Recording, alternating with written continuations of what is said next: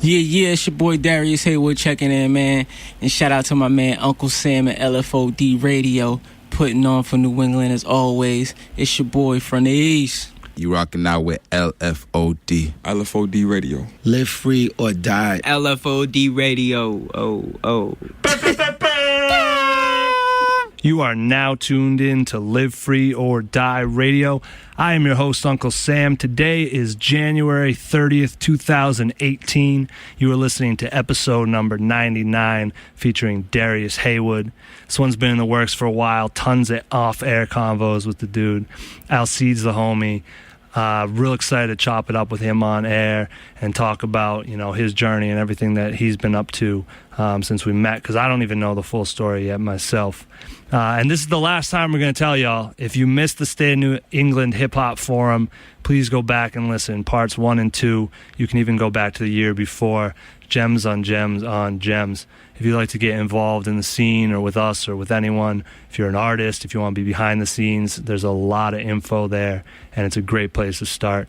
We're really trying to elevate this next year, so, read up. If you missed the Mass Apparel, the John Hope, the Justin Clancy episode, any of those are up now. You can go on iTunes, LFOD Radio, LFODradio.com. If you just want to taste SoundCloud/LFOD, it's got snippets of those interviews, phone-ins. It's got the Alumni Cypher Series, 24 and 24. It's crazy. You can talk to us online, Twitter, @LiveFreeOD Radio, Instagram and Facebook, LFOD Radio. And we're actually about to be live on Facebook. A lot of people have been tuning in there. If you want to get the video, see what we're looking like while we're talking to you. Tia looks good. I don't know about Tayshawn and I, but it is what it is. Speaking of which, we do have Tia and Tayshawn here today with us. What's happening, guys? What's up? Yeah, you ready for this? Of course I'm ready for this. Yeah. It's Darius. I'm always ready. Darius. Darius. Yo, people rock with Darius. It's crazy. He gets a lot of love. Because he's the man. It's like that. You know what I'm saying? Yeah. It's like that. He's the guy. He's from the East, trademark. Yeah. He is, yeah. It's about to be a Brockton takeover here on LFOD Radio. Woo-woo. Shout out Brockton. East Side. Shout out all of Brockton. Supremes. Yeah, we got to go Supremes. We're going to lock in the date for that today. That's what we're going to do. Yes. And then we'll shoot our first cooking podcast. Yes. So. Oh, yeah. Yeah, for real. And, all right, we're going to go get him. We're going to play some records first. These all ended up in our email inbox, which is submissions@lfodradio.com. If you're an artist tuned in, you should send submissions to submissions@lfodradio.com. Keep it clean. That's how we built with all these guys. We get the records. If we like the records, we play the records. If we like more records, we hit you up and we do an interview. Something like that. That being said, we're going to get going with this Rose Gold. I don't know if y'all have heard this album yet. It's out of Detroit. This record is called Thought Bubbles. You're tuned in to Live Free or Die Radio. Hey, yo, we are back. Live Free or Die Radio. We got Darius Heywood with us. Yes, sir. From the East. What's going on? We still got Tia. What's up? Tayshawn. Woo-woo. And Rory, right? Rocky. Oh, My man. man, Rauxy Woodro. I always mess people up with that. I swear your Instagram says Rory, though. Nah, it says it's because I have an X and a Y, so everybody gets that confused with like Rauxy or anything like that. But it's Rocky. Rocky. Yeah. Rocky in the building. Shout out to Thomas. He edits these podcasts. He's got a lot of work today. So, anyway, that's the newest record from you. You got a new video out for it as well. Yes, sir. Hillside Eyes. Hillside Eyes all day, man. Shout out to Hill Street, Hillside Village. You might catch a max sentence over minimum wage. Yeah, it's that real. I mean, anybody that's from the urban neighborhoods or impoverished areas, they know what that means. Like when people dealing with minimum wage or unemployment, they take things into their own hands. Yeah, man, that sentence really jumped out at me. What went into that record? The crazy thing about that record, so we're taking a little break from recording at the time, and so we're in the whip, and Rocky's like, yo, I got some joints. So we going through it, whatever. So he gets to that record, right? I'm talking about he might have played half a second, maybe a second, and then he went over to another joint. I was like, yo, wait, go back to that. Because I heard it immediately. So he plays it, and I was like, yo, send that. I need that, like, now. It was just one of those moments, I felt inspired right away. Like, it brought me the feeling. So I mean, I probably wrote that in like 48 hours, man, maybe less. Like I knew right away where I was going with it. Yeah. You know, I was gonna skip through it. He wasn't gonna get that beat. I was like, nah, I don't think he wanted that. He goes, no, stop. I'm like, all right, I got you. straight up, it was real natural like that, man. And I really wanted to tell that story, you know. Yeah, I like it because you came in and the way you came in with the flow. At first, it feels like it's going to be one type of record, but then the bounce comes with the beat. And like, right. Oh, no, he's on it differently. And it's, right, you know what I'm saying? And that's just, you know, especially for, you know, the people back home, like, and I wanted to be one of those situations where, like, even if you're not from Brockton, like, you feel it. You know what I'm saying? You understand what I'm talking about. And, like, and the cool thing about that record is, like, it brings people back. It gives people nostalgic moments. And, like, you know, I remember getting messages from people like, yo, we was really behind Nick's crib. Like, that's crazy. You remember stuff like that. Like, so, like, that's what I try to do with my music. You know, I really want to just bring people into my world. So you're really telling the story as it is. You're bringing in real places, real For sure. people. No facades, man. No bells, no whistles. Couple bells and whistles. Yeah, a little bit. Yeah, I mean, like Jay said it best. He said, "You can't tell stories without a little bit of irony." So, you know, I try to put some irony, but, you know, aside from that, I mean, this is all 100% fact. Like, people will vouch for this. You can do your research. Yeah, man. Well, hey, dude, they're just going to click this podcast. This is the research. You Absolutely. let them know. This is the story. So you got Black Diamond still spinning as well, though. Yeah. I still get love for that, too. And that's what's dope. You know, shout out to Latrell. He said something earlier about 12. He was like, you know, he recorded that 3 years ago and people still ask him about it. And, I mean, that's the end goal right there, period. Like, you want your music to outlast yourself at the end of the day. And, you know, for me to put that record out 2 years ago, and, you know, people wanting more music from me and still referencing that project, I mean, it really don't get better than that. It takes a while for things, as much as things move quick now, it takes a while for things to move as well. Like, if you're not throwing huge budgets behind it to throw in people's faces. So, absolutely. like, you got to be patient. Some stuff pops up way later, you know? That's what I try to explain to people, you know. I don't have all the answers, but, you know, the things I do know, I try to tell that to other artists and just people in general. Like, you got to have super patience. Like, it's so cliche, but it's not a game. Like, you know, there's days you're ready to give it all up, and, you know, that's when you get that breakthrough, you know, to keep going, keep putting that music out. And, you know, like you said, unless you got a big budget behind a lot of this stuff, like, it's not gonna move the way you want it to move. And I think people have that misconception about you know, numbers online and stuff like that. Yeah. You know, so I think if people just keep it realistic and just stay down, they'll get where they want to go. Facts. Speaking of which, you're working on a new project, though. Absolutely. From the East. That's a new project. From the East. That's a slogan, all that. You know what I'm saying? Yeah, that's a new project with fully produced by Rauxy Woodro. And shout out to my man Patrick Michael. He got a little production credit on there. So yeah, we really just came together with that off the Hillside Eyes joint, and we had a couple other records we had recorded. You know, one which we're gonna be playing tonight, Eastside Market. And just one day, you know, we had kept talking about doing a project back and forth, and then finally I was just like, yo, that's what we're gonna do. You know what I'm saying? And I wanted to tell that story, being from the East Side, because being from Brockton, I tell stories about Brockton as well, but just even being from the East Side in Brockton, that's a whole other story within itself, like the different sides and stuff like that. So I really wanted to bring people in, you know. We rock with Brockton. And That's love. definitely needs the illumination. Yeah, I be listening to some of the other podcasts too, you know, showing Brockton love. So it's 100 respect, man. I appreciate that a lot, for real. For real, man. We got to get to Supremes. That's number one. I mean, I tell people all the time, I put Supremes up against anybody. You know what I'm saying? I'm a North Side kid, so Supremes is not really for me. Oh, really? Wow. Come on, man. He knows a legend. Everybody back home's gonna hate me for that, but where are you taking us then? I might take you to Frank's. Okay. We go get some seafood. Okay. I get you a shrimp plate. I can't hate on Frank's, but I definitely mentioned Frank's on one of the records. I definitely mentioned Frank's. Take you there, you'll love it. All right. This is why I rock with Brockton, because y'all are about chilling and eating, really. For real. I mean, you know, besides the other shenanigans, anybody will tell you they got one of their coolest friends is from Brockton. I guarantee that. Somebody in Massachusetts, like anybody that move around, be around, they got a solid person from Brockton, and vice versa. Like same thing with Boston and all the other cities. Like I got solid, like some of my solid friends are from Cambridge. You know what I'm saying? Roxbury. Dorchester. You know what I'm saying? I got homies, family, people I consider family from those neighborhoods. So it's all about just getting around, moving around. That's what's up. And you guys, even though he's from the north and you're from the east, y'all grew up together, or you met like once the music stuff started moving? How long you know each other? Going on like probably like 10 years now almost?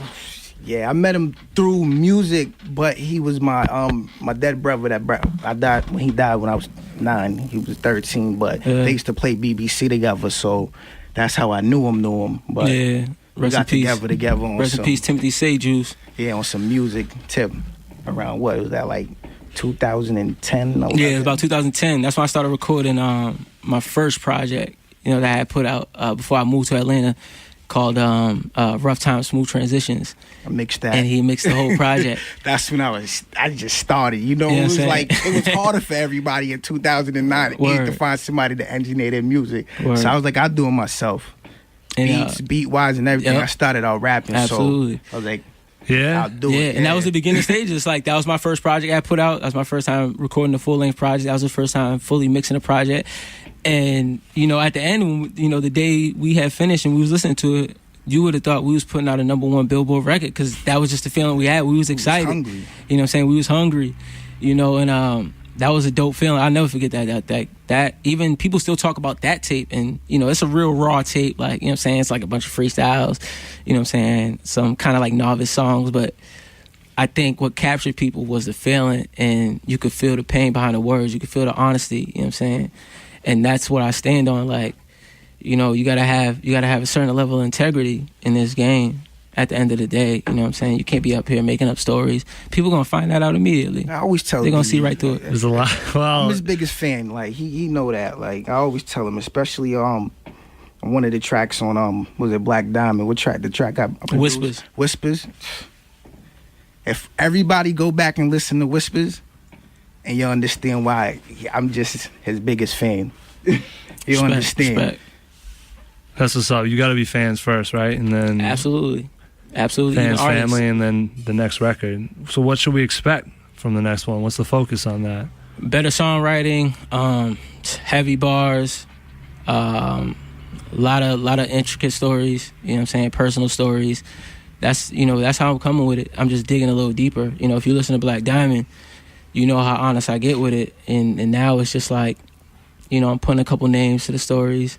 You know, I'm still iffy about that, because a lot of these things is risky to talk about. Yeah. You know, so but I'm just kind of like peeling off another layer of the onion, you know, and just giving people, like I said, that real in-depth look. I think it was time for that. And I think I'm one of those people from Brockton that people can hold true to that word, to the things I'm saying. They know I've been around. They know I done walked every street in that city on my own 2 feet. You know what I'm saying? Everybody know who I am. So I think that's why I get the reception I do, just because it's just the way I move, the person I am, and, you know, I'm not telling no lies. Right. Is there a theme that you got in mind for that though? The album? The theme really is I'm really looking out for the younger generation and people who kind of like in the same predicament I was in. You know, it's for those people that, you know, they really in that fork in the road where, you know, they see all these things. They got friends involved in the life in the streets, and it's like a tug of war, because these are your people you hang out with every day, and that's what they doing. But at the same time, you got the right mindset and you got a vision to take yourself somewhere else, and that's probably like the hardest thing to deal with coming up in these neighborhoods is staying on the right path. Not just taking the right path, but staying. You know, it's an everyday struggle, and I'm really just trying to give my stories and the things I've seen to try to help them, you know, make that right decision, because I'm not perfect. You know what I'm saying? A lot of the stories, it's not perfect. It's a lot of flaws, and it's okay to be flawed, you know, but still do what you need to do. So it's more about like relatability, you would say? Yeah, for sure. That's what's up. Yeah, we are all very flawed, you know. Yeah, absolutely. Very true. That's step one. So we're going to play a record. We're going to come back. But people want to follow you if they want to keep up with your stories at Darius Heywood on everything. Across the board. Yes, that's Thank you for that. That's HEYWOOD as well. I'm not Darius Heywood Bay. Shout out to him though. It pops up when you Google you. Yeah, It keeps wanting we getting me to- there though. Yeah. I feel like maybe even if it's just me or people searching, I feel like we getting there. It's like third or fourth now. You know, it's a unique name. So At Darius Heywood on Yes, sir. everything. find me anywhere. Where are you at, my man, with the X's and Y's and everything? I'm Rauxy, RAUXYWOODRO. And that's everything across the board with 2 X's on Twitter. With 2 X's on Twitter. All right. Yeah. Man, Shout you out don't my make man it easy. Well, all right, though. We got it. Rauxy and Darius will be back with y'all From the in East. a minute. From the East. We're going to play that Codes, and we'll be back after this. You're tuned into Live Free or Die Radio. Hey, we're back on Live Free or Die Radio. We're here with Darius Heywood, Yes, sir. Rauxy Woodro, Yep. Tia, and Tayshawn. What's up? We got a question from someone on the Instagram. Really? Yeah. What's that? Well, the question is for Darius. What's good? I hope it's for him. We don't answer questions. No. We ask them. We just make do. statements. Well, That's true. Not all statements. Some statements. at Alex Place. Underscore Place. He wants to know what's your purpose in making music. That's a good one. My purpose in making music. I thought about this a couple months ago. And it was at a moment where I was just having like a real bad couple of weeks, and I was just kind of questioning why I still do this. And somebody had hit me up, and they was just like giving me all this credit, saying they love Black Diamond and, you know, the flows on it, the honesty on it, everything behind it. So I think my purpose for making music is really just to add motivation for people and to inspire people. And I think that's the key. Like I've gone through a lot of stages with writing music, because I've been writing since I was 16, 15 years old. So, you know, the early stage, especially when you're young, you don't have the experience. You go through the facade stages where it's a lot of hyperbole, a lot of exaggeration. And then, you know, you go through the stage where, you know, mid-20s, you think you got life figured out. And then now it's at the stage where I can be completely honest and feel comfortable with everything I'm saying. You know what I'm saying? And I think once I got to that point, that's when I can truly make a difference and inspire people and motivate people, because they can trust the words you're saying. Because, you know, it's not just you speaking, they see your action, they know who you are. And like I said, if people do their research, they can see the things I've done. Like, I was the first person in my family to graduate from college. You know what I'm saying? Little things like that. Like, these words hold true, you know. So I think that's my purpose, is to motivate and inspire. And I've always been like that since I was a kid, you know, whether it was basketball or people thinking I should be a teacher when I grew up. Like, it was always because I was somebody that people will get behind. You jumped the gun. I was going to ask you about the teacher thing later. I'm going to ask you about it now, because this is in my notes. You talk a lot about school and teachers and being doubted and things like that. But then on the other hand, they look at you crazy when you show an intelligence, and you're clearly a bright dude. Facts. What was it like? Were you actually, like, did you have teachers that didn't think you were going places? And I'll tell you, my mom, I be still asking my mom stories, because I'll be like, yo, was I really that bad? And she'd be like, yeah, because I was a bad kid. I was very bad. Really? Very bad. Yeah, absolutely bad. Conduct, what? Terrible. Really? But like some others, it was a catch-22 because I was getting honor roll. Like, what do you do with the kid you can't control off the wall, but you give him a test, he's getting A's and B's. You know, so it was one of those scenarios where teachers just couldn't deal with me. Some teachers just got fed up, and it's understandable. But, you know, shout out to teachers like Miss Peroni and Brockton High, and shout out Miss Peroni one time. Miss McLaren, Miss McLaren too. Miss McLaren was my English teacher. Let me tell you something about Miss McLaren. She's probably, you know, no disrespect to any other teacher, but she's probably the first teacher that really challenged me. You know what I'm saying? Yeah. Strong black lady. She was just like, she wasn't with it. She wasn't with the games. She saw right through it, and she used to shut me down, like in class. Like, and I remember she gave me it might have been like second term. She gave me a C+, and she told me, she was like, I could have gave you higher than that, but she was like, your attitude's terrible. And she was like, you got to fix that. And I remember I worked mad hard and ended up getting like a B+, like A- B+ the next term. And she's always been somebody I looked at like that helped change my attitude about school and how I had to, you know, leave the class clown stuff, leave the ridiculousness out of it, and really like, you know what I'm saying, put my foot down because she saw something special in me. And every time I see it, it's always love, like, for real. This is why you're the realist. Just shouting out the teachers. Word. Teachers are huge. So I was going to ask if you had other mentors you followed instead, but it sounds like you did have a few teachers that connected with you. Yeah, it really is. Like, teachers, like, I never had, like, the traditional mentor, per se. You know, there's that one person I went to for 20 plus years or whatever. It was really just a lot of people. And my uncles played a big role in my life.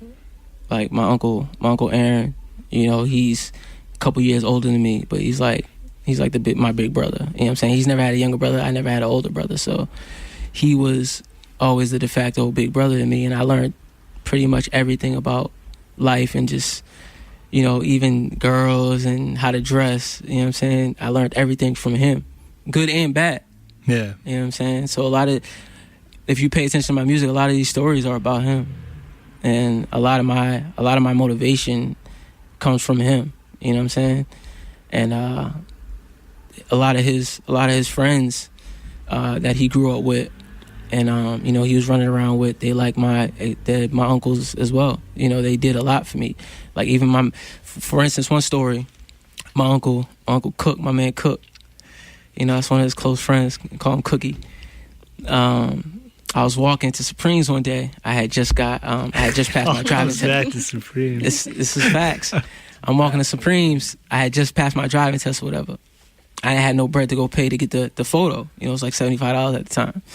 So he's driving by, he sees me walking. They all knew me. In the city, they'll tell you they knew me by the way I walk. That's how people used to spot me. So he pulls up and he's like, yo, what you doing? I was like, yeah, just, you know, pass my driving test, whatever. He's like, oh, word? He's like, you didn't get the license? I was like, yeah, it's $75. He was like, yo, here, gave me the bread. And he was like, yo, don't go spend it. Go to the DMV right now. And I went straight there and got my license. Like, stuff like that. That's what they do. That's how it was. They always kept me out the streets. You know what I'm saying? Even when, you know, things got crazy and I would try to go to them for stuff, they would be like, they shut me down. Like, nah, not you. Like, we need to handle what we'll handle that. But, you know, they kept me away from all that. And I think that's what's lacking nowadays. True OGs like that. You know, people rather see you do the dirt and keep you away from it. It's kind of crazy to me. Yeah. That's super real, dog. That's super real. Damn. It's nothing but realness. Word. Super real. So I rock with Darius. We have mad off the air convos, but we never. Yeah. I mean, I understand. This is what I say. I understand why people, you know, do the things they do, but I don't know why people. I still don't understand why people don't just be honest. Like, it's just so crazy. Like, you feel the pressure. Like, the pressure is different. Like, I don't know what it's like to have a, you know, multi-million-dollar deal. You got to deliver and all this stuff like that. But at the same time, it's like, if you don't feel your story is impactful enough or, you know, quote unquote real enough for you to share that, why are you doing this? Exactly. Yeah, a lot of people just aren't honest with themselves to begin with, and then it spirals out from there. And you're gonna run into trouble with that. Yeah. Like, you're gonna run into trouble whether it's finding the creativity to make music. You know, you have to live life. You have to be able to draw from past experiences and still, you know, live your life currently and be true to that. It's a lot of work being two people at once. Yeah, it is. Some people are like five. You know? And I get that because, especially early on, I was really worried about, like, I didn't want people to be shied away or just write me off as some street rapper because I have to tell those tales. That's the difference. Like, it's not. I never glorify anything. I never glorify that in my music, but I have to tell these stories. Like, and I feel that's a requirement for me. You know, if I'm gonna do music, like, these are people. Some people don't have voices no more. You know, God bless the dead. Some people, you know, they locked behind a wall for 30 plus years. You know, I have to tell these stories. Absolutely. And you're telling them, so salute to you for that. You've been at it so you talked about this earlier too, Atlanta. huge. That was so instrumental in just where I'm at now, man. Like, those 2 years I was down there, man, it really felt like an eternity. Number one, just from the culture shock. I drove into Georgia from Massachusetts. So when you're on 85, right, and you're getting into the city of Atlanta, they have a bunch of buildings that look 3D because you're coming around a corner and it's the highways are wide. It's like 5 lanes, 6 lanes. And you just see these big buildings that look like 3-dimensional coming at you. And wait a minute. Isn't the whole world 3D? Like, I'm telling you. Wait a minute. Yo, it feels like virtual reality, bro. And I used to tell Is it the towers or something? There's like a couple towers. I haven't been, but my boy was down there. One was like the Wells Fargo, and then it's like I know it's like one of the main ones, and then it's like a couple other buildings. Okay. It's like right in the it's called Midtown, the Midtown area in Atlanta. And I used to ride around sometimes and just be like, yo, I'm a long way from home. Yeah. You know what I'm saying? And just when people, you know, when artists from Atlanta talk about the trap and all that, I be telling people, like, it's different. I'm talking about people really living in these boarded up houses, trapping out the grocery store. Like, you might see 50 people outside in the summertime, cops riding by, they know what's going on, not stopping. You know, I lived in Mechanicsville the first few months, so, you know, that's why they shot the ATL movie, like, and it's we talking about the slums for real. And that's just from a culture aspect. And, you know, of course, there's the club life, the strip clubs, all that. But from a musical standpoint, I mean, I went down there like anybody else. Oh, we about to blow up. Deal on the table. Reality hit very quickly. 5 hours into the ride, I'm probably somewhere around New York. I'm like, yo, I don't even have a record. I don't even have a record. I can go right now. So it's like reality hits real quick. And then the first time you see a show out there, independent artist, 400 followers, going crazy, got the place on their fingertips, like crowd control, crazy, beats is knocking, like you it's totally different. And that's probably the first time I was like, all right, if the independent artists are doing this and they have no name, but in this section of the city, I'm way behind.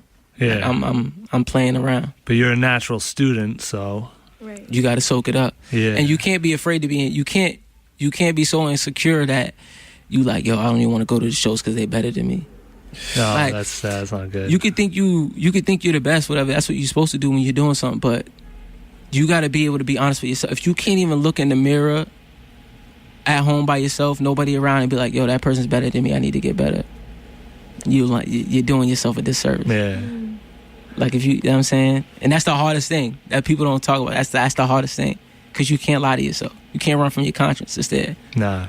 You know? So when I seen that and just doing shows and people not reacting and stuff like that, and just I made a bunch of bad records out there. And that's just, you know, shout out to the homies that was down there just being honest. Like, yo, it's not it. It's a hit factory right now, too. Yeah, you know? They're sharp down there. And even in that, it's trying to find your own sound. I had, like, of course I went through the period where it's like 4 or 5 records. You're using the down south flow. Yeah. You're looking for that tempo. You get caught up, but you have to still be able to work and sift through all that and keep working and find yourself. You know what I'm saying? Well, Tia actually had a solution for you that she thinks. Oh, sure. What's up? What? You was talking about this. He was talking about this. You was like. Well, I was saying earlier, we were talking about since you're in Atlanta, like, oh, you're there for so long, why don't you try to get on Love and Hip Hop? Oh, did it cross your mind? If you're a good artist and you go on that show, that's crazy. You could blow up. Boom, boom. I mean, that kind of is a formula nowadays, isn't it? Back then, I mean, I didn't even have the name for that. But if they would have offered, because there was some rough nights out there, if they would have offered, I might have jumped at that. Because, I mean, those were some of the most humbling times of my life as well. So you really went down there with no plan besides I'm going to... Nah. It's like the classic tale of, I'm going to L.A. Absolutely. It's going to change. Absolutely. Yeah. But I was smart enough to see people who started winning. Take this one artist, Young Licks, for example. You know, he's known out there. He's done his thing. He's been on some platforms, some big platforms and stuff like that. I remember we first went out there. The first week we was out there, we seen him perform, in East Atlanta at this little club or whatever. Crazy. We like, oh, this dude's nasty. I see him in Lids 2 days later, and I'm like, oh, so they just like us. Like, Yeah. they really out here working regular jobs and still grinding to get where they need to go. He was out of Lids like maybe 2 weeks after that. Really? Wow. So it's like, you know, when you see that, and then like just even with my man Brandon, you know, shout out to my man Brandon Torrey, watching him grow, like really from the bedroom, like recording in his closet. You know what I'm saying? Like, to see him go from that to, you know, 100,000+ listeners on Spotify. Like, Yeah. you know what I'm saying? You gotta. It's inspiring. Absolutely. Yeah. You know what I'm saying? And I went through those insecure periods where you see your peers, you know, doing things you're not doing. And that's, you know, we went through internal things in itself with that. And like, you have to get past that. You have to have ultimate humility if you want to be great at anything. That's the thing. Like, it's not even just music, it's sports. You know, you want to be CEO, whatever it is. You got to have a certain level of humility. And once I got comfortable with that, you know, I was able to move forward. You know what I'm saying? I sat him and our friend Fade, who's a producer that came down there, sat them down. We had some Chick-fil-A one day. I was like, yo, I don't know what I'm doing. I was like, I don't know what I'm doing. I need y'all help. And, you know, from then on, you know, I've been able to take constructive criticism and advice that people give me. And I've seen it work. I've taken that from Atlanta and come up here and I've seen it work. And you pass it on as well. Absolutely. I mean, you have to. You know, I know people say the game's to be sold, not told, but I ain't with that. Money come and go. I'm going to get whatever I deserve or whatever is coming to me. I'm not going to stop somebody else from getting it, though. You know what I'm saying? Like, Yeah, why does their win have to be your loss? yeah. I mean, Yeah. my man Matt Whitlock, one of the coolest dudes ever. Shout out Matt Whitlock. Shout out one my time. man Matt. Brockton. He put me on to even, you know, getting my BMI, you know what I'm saying, collecting royalties for doing shows, stuff like that. Like, the little stuff like that, he gave me the whole game. You know what I'm saying? He from the East Side. I know him for years. And I didn't have to ask him. Like, he saw what I was doing, see me at a show, we talked. He was like, yo, you doing all this? Boop, boop, boop, boop. Yeah, Matt's good people. How can I not pass that on, you know? So whatever secrets I get or whatever info I get, if I see you really out here trying to do something and I can give you any kind of advice, like I said, I don't have all the answers, but whatever I can give you, I'll give you. Mm-hmm.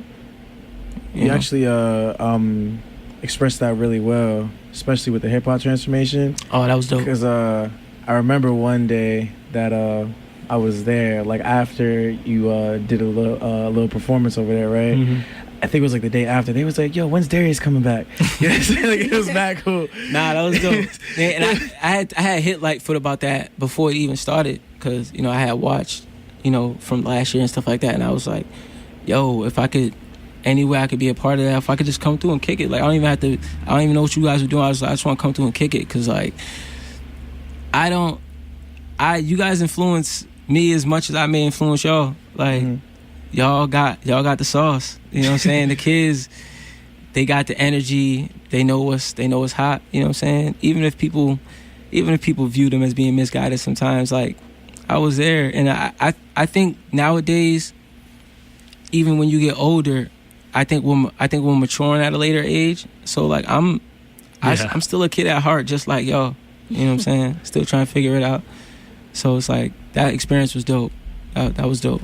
We love THAC. That's our favorite, well, my favorite episode almost every year, because they come in and the energy's crazy. They're not jaded. Yeah.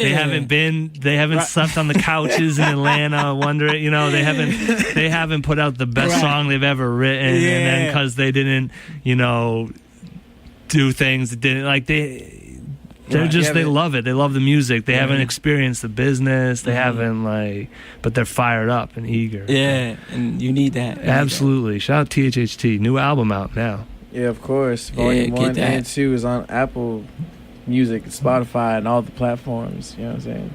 That's how we met Tayshawn way back when he was in it. Dope. When he was learning in it. Yeah. Oh man, it was like what, the first year, or the second year? That was the first year. Yeah. Oh yeah, I was like, what, 18 at the time. I don't know. I was like Probably, 18 at the time. I'm 21 now, but I was 18. I was 18 at the time, and I was like, I don't know. I was mad shy. This was like my first radio interview, and I was like, oh, I'm gonna come up in here. I'm gonna spit bars. I'm gonna do this. I get up in here. I'm mute. Like, it's hilarious. Right. Yep. It's mad funny. I'm just like, Yeah, even those stages, quiet. like You gotta do it though. You have to You do gotta it. go through those stages. If you really want to do this, you gotta put yourself in those awkward positions. You have to. Look, man, I was in Atlanta doing performances and button-ups, looking crazy. Oh man, yeah, that is yeah. Looking crazy, bro. Like, Did people have jokes for you, or they just let you do it? I mean, they just probably ignored my performance, which I understand. Yeah. But yeah, I mean, I didn't have no stage presence. Like, I'm standing in one spot the whole time. Like, you know, just.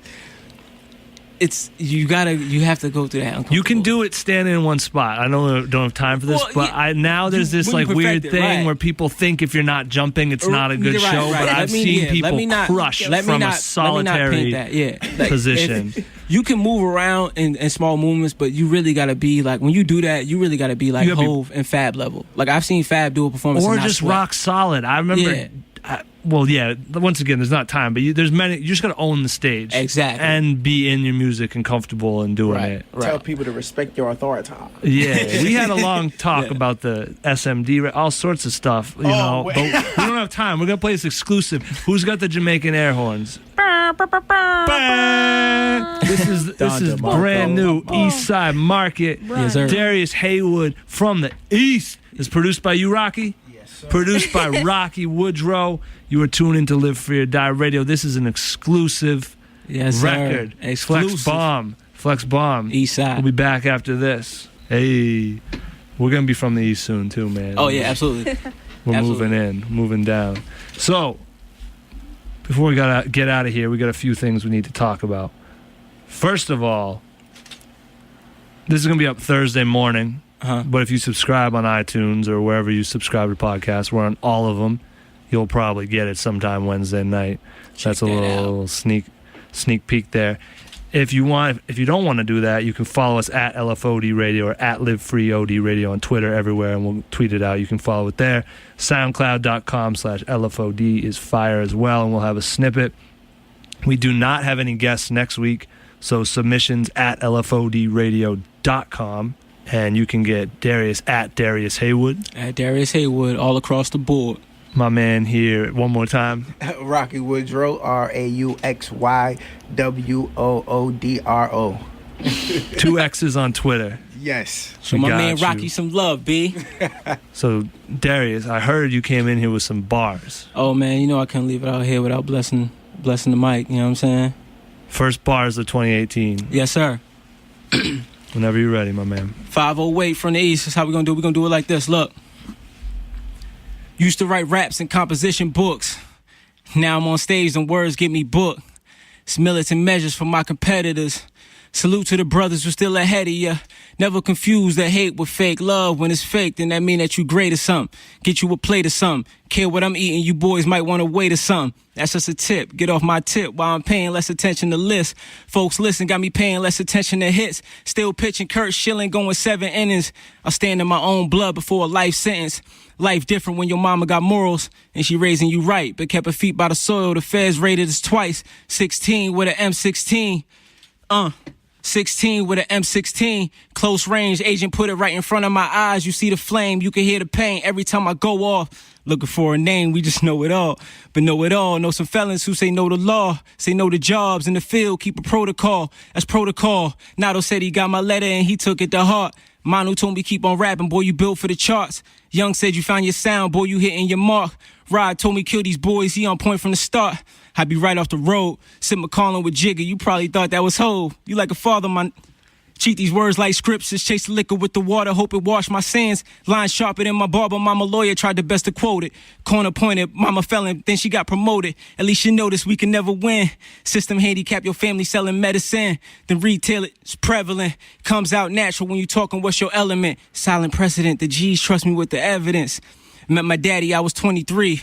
About a mile away, his mom lived off of Summer Street. Remember Summer Beast with no names. Never got to speak, cause we don't get them clowns no fame. East what I proclaim. I don't rhyme with y'all. Why you let these people lie to y'all? Put a line on y'all, then I'm signing off. Darius Heywood from the East, man. Shout out my man Rauxy Woodro, Uncle Sam, LFOD Radio. We in this for life. From the East. Be with us or bear witness. It's that simple. Yeah, man. Yeah. I'm amped like for this album now, boys. I am amped now. Yes, sir. It's gonna be beautiful. Oh, man. Yeah, we coming with it, man. Yo, if you're coming on LFOD Radio, you need to bring some bars. Well, you don't need to, but if you're going to bring them, they need to be at that level. Appreciate that, yo. You always Thank bring bars. You're a rapper, you bring bars. That's okay? That's 2018. I'm a rapper. No, it's standard that's it. now. It's That's standard. it, man. Oh, man, we can discuss. It's standard. We'll get the protocol. Yo, we're getting out of here. We're going to play that Ish Ain't Changed Much. This is off that's Black love. Diamond. We've been live with Darius Heywood. This will be up Thursday, iTunes. Check it out. We'll From be the back East. next week.